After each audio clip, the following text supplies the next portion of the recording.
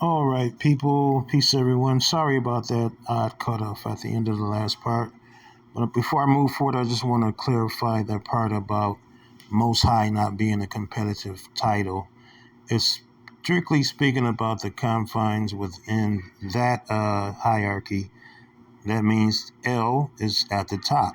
El, Alatu, and Baal. And then beneath them are the angels, the um, the honored ancestors, uh, the natural powers in nature, which are the Eloah, which you might be surprised to know that is the same as the Loas in the Ifa and Yoruba religions. The Eloha is the same as the Loas in Ifa.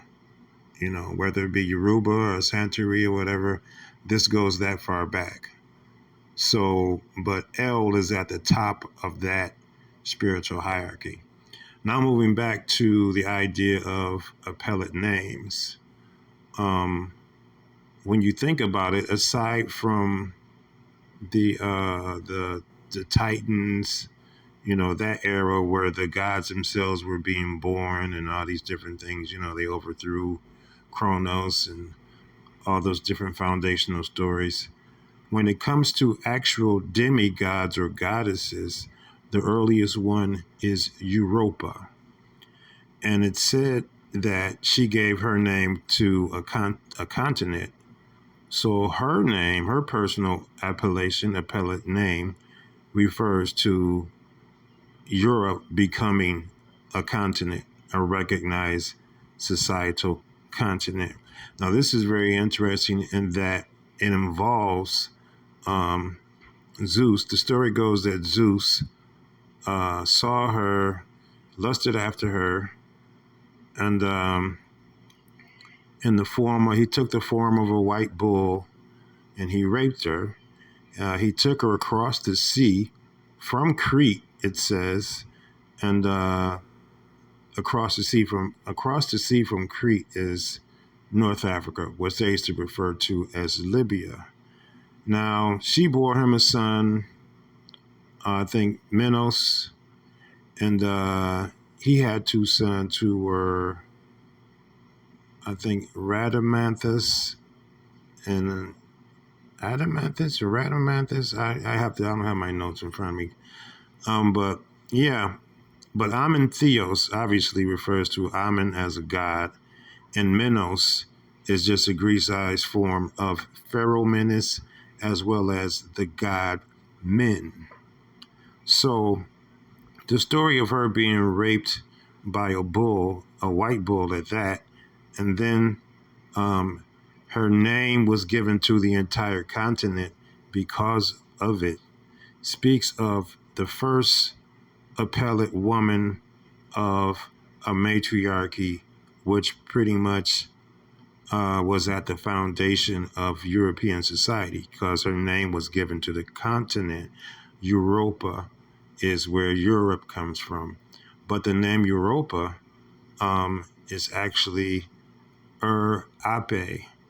And if you look at the details of the Zeus myth, her being raped is really a symbol of her being taken into a harem.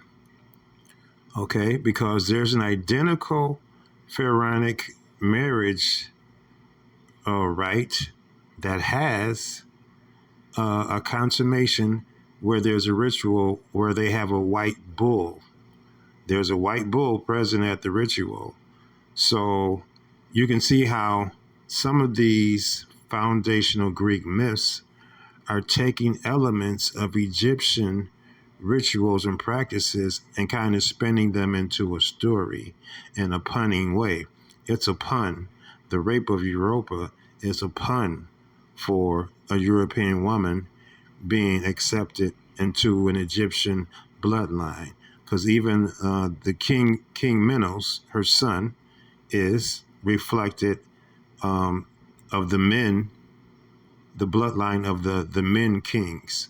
all the early dynastic pharaohs identified with the god Men, who I've mentioned before in the flood etiology myth is also Ham. The curse of Ham refers, it's a punning reference to the god Men, because in the curse of Ham, in the expanded versions that are found in the supplemental, Talmud, Midrash, or whatever, the other outside writings, the full story is that Ham was turned black, his hair became kinky, his lips became enlarged, and his male member became shamefully enlarged, which is a description of the image of Men. It's just a well-endowed black man.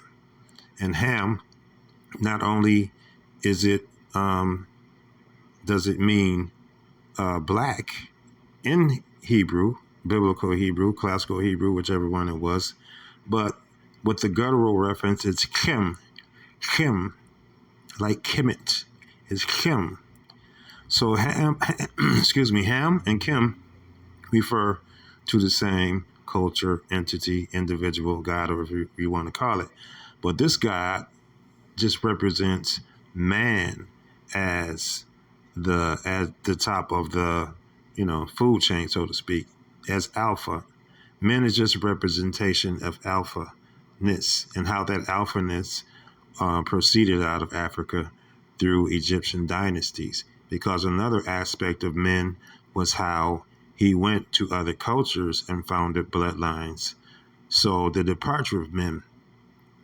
I think that the phallic standing stones, okay, these long causeways leading up to Stonehenge and other sites, those are phallic stones, and they're made for processions. And it's my contention that these were this priest caste of men going into Europe at an early time. Because if you think of it, Men, Her, what the stones are called Men, Her. And if you parse it as Men, He, Men is the God Men, He is eternal or everlasting or established. And means power or authority. So there's the scepter, the Uwa scepter, that is held by pharaohs. The phonetic or hieroglyphic meaning of it, reading of it is So when you hear the word anywhere, it means a power, an organized power. So Men He that means establishing men's power in Europe. And one of his rituals was called the departure of Men. And as I said, the marriage that is reflected in the Europa, quote unquote, myth, when that ritual is done, there's a festival called the departure of Men. So ritualistically somehow, the Egyptians began to enact these routes of where they traveled to. I don't know where they went. I don't have that much information on it. Maybe they went from one section of the country to another, or they traveled north to the Mediterranean, to symbolically reenact that journey, that departure. So this is all very interesting how it relates.